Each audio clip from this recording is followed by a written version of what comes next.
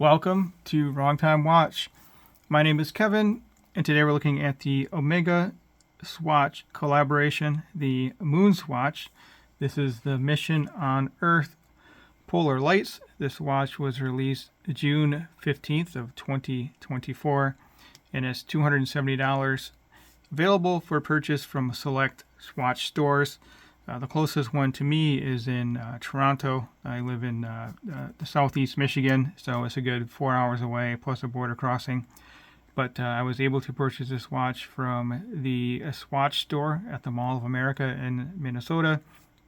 My family and I were recently over there for a family trip, so bought this watch from the Swatch store there. We have a Hesselite crystal, a blue bio-ceramic bezel, the case as well. The dial is dark blue with some silver colored sparkles in there. Speckled dial, whatever, inspired by aventurine. Aventurine is it's a difficult process, and I believe a lot of the dials fail, but it looks kind of similar to that. There you can see some sparkles right there. So it looks similar to an aventurine dial. Never actually had one in person. Hopefully I'll get one day, but this will suffice for now. And then you can see we have the blue color here, and then the case, I believe, is turquoise. So let's get the chronograph here running.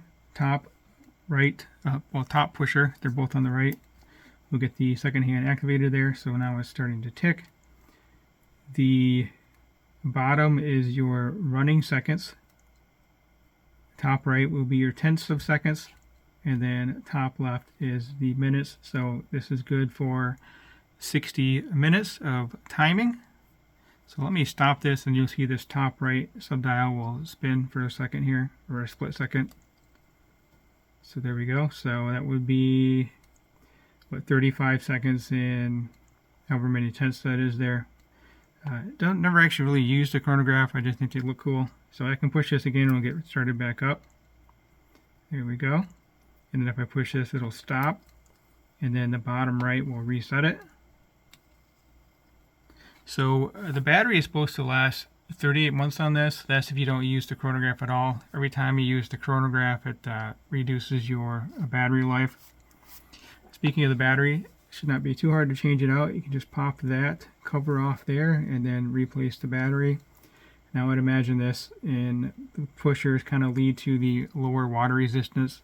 It's only good for 30 meters of water resistance.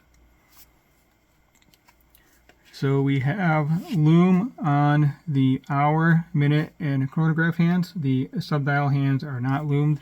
Upside down here. Let's flip that back around. And all 12 indices are lumed as well, which is a nice feature.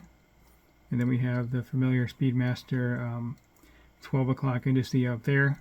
It has the two dots on the side with that same indice as the others there.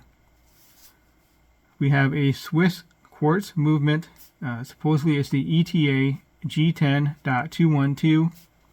As I mentioned, 38 hours of battery life. It does have 4 joules. In the case, it looks very similar to the Speedmaster case. I'll compare this to my Speedmaster in a separate video. A big price difference, right? $270 for this. I think the Speedmaster now is up to $8,000 with the Sapphire and $7,000 with the Hesselite. I have the previous generation Speedmaster that I bought used a couple years ago. So the bio-ceramic case is 2/3 ceramic, and then it's 1/3 of bio-sourced plastic from castor oil. So kind of a neat technology there. It's very lightweight. So it does feel kind of cheap, and then it's lightweight. Also, the crystals scratch very easily from what I've seen, so I've been very careful with this crystal. We do have a dark blue Velcro strap. It's kind of a cheap feeling strap. I'm not sure what it's supposed to feel like, but it feels a little bit cheap to me, which is understandable seeing how it's $270. And we do have, like I said, Velcro. It's actually Velcro. It's on their website, they call it Velcro, so it's not hook and loop, it is Velcro. So they are using authentic Velcro straps. And then we have the turquoise contrast stitching here, right there, and then on that part there. I'll put on wrist here in a moment. Dimensions: 47 millimeter lug to lug, 42 millimeter case diameter. So similar sizes to the real Speedmaster. 13.2 thick.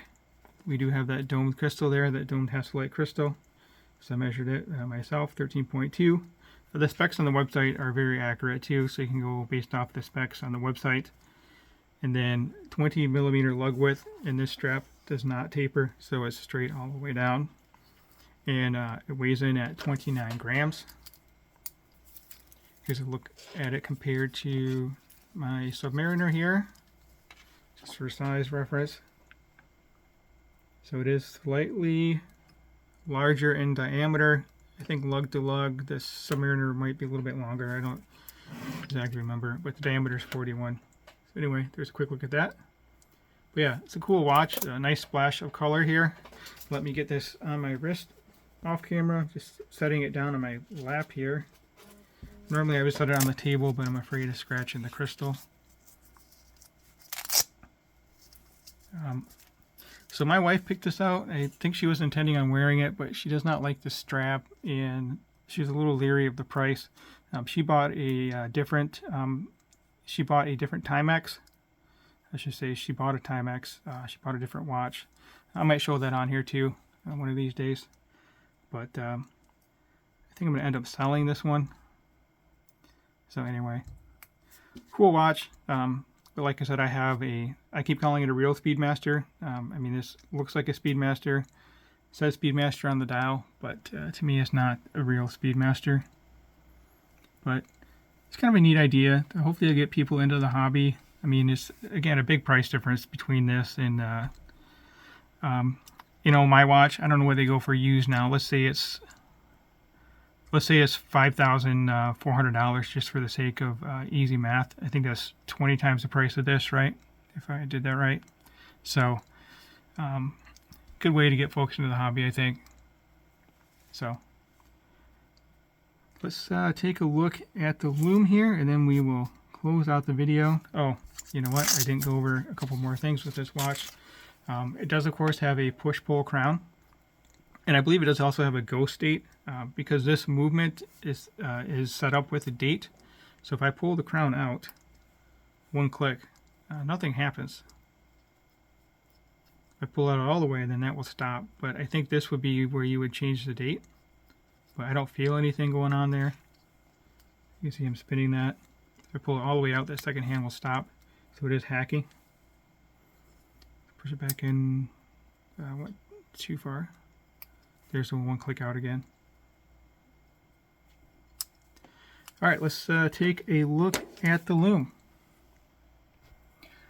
Okay, so the MoonSwatch, of course, is on the left, and then my Submariner is on the right. And as you would expect, the Lume is much better on a dive watch.